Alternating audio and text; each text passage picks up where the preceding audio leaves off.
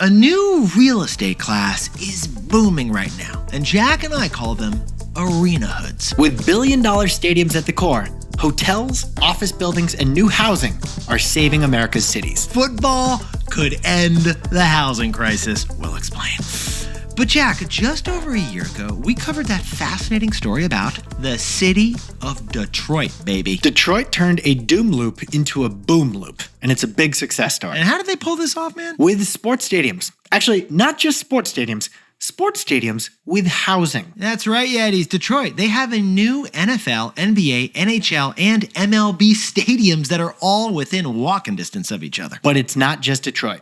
Last month, the Washington Commanders announced a $4 billion new stadium in Washington, D.C. Oh, and then Jack, yesterday, Atlanta announced a new 5,300-person concert venue is coming to a $5 billion stadium district. Now, when Nick and I read those price tags, we were shocked. Oh, we were shocked. We remember when world-class stadiums were just $1 billion to build. But Atlanta and D.C. are spending 4 or 5 times that? I mean, for that price, they could buy Lyft, Jack. Even the Tennessee Titans in Nashville, their new stadium cost $2.2 billion, which is double what the Dallas Cowboys stadium cost. So besties, Jack and I saw this. We got curious. We jumped in T-Boy style. Jack, what's the reason for the huge price tags? Is it inflation? What's going on? The reason is that these aren't just stadiums.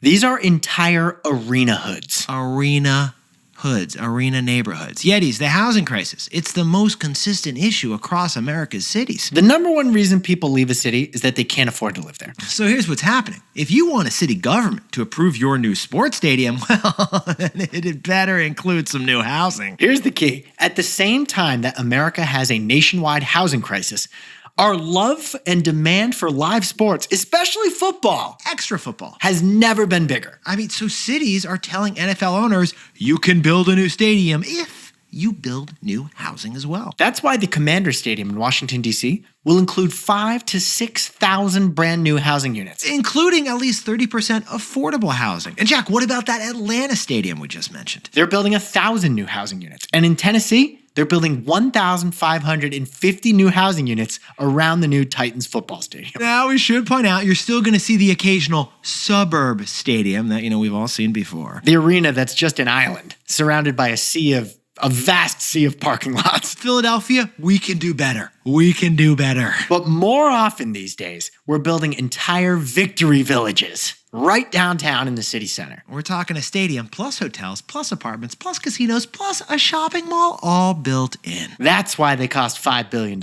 It's way more than just a stadium. And financially, it works for the stadium revenues too, because instead of a stadium being used twice a week for one concert and one game, what do you get, Jack? You get 24/7 living, playing, shopping, and working in these arena hoods. We're calling it right now. Atlanta is probably going to add a kindergarten to that arena hood. Right, Jack? Definitely. Absolutely. So, Jack, what's the takeaway for our buddies seeing all these arena hoods pop up? Real estate developers love one word: permanent.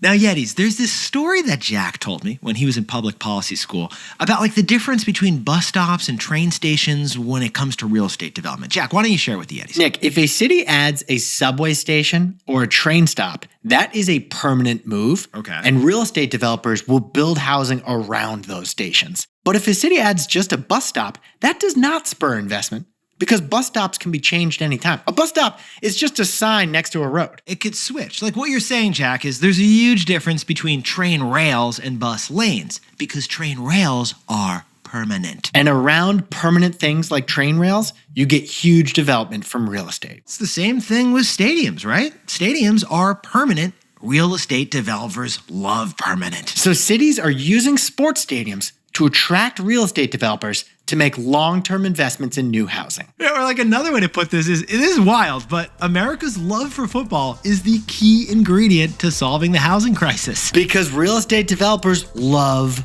permanence. And a $5 billion football stadium is very, very permanent.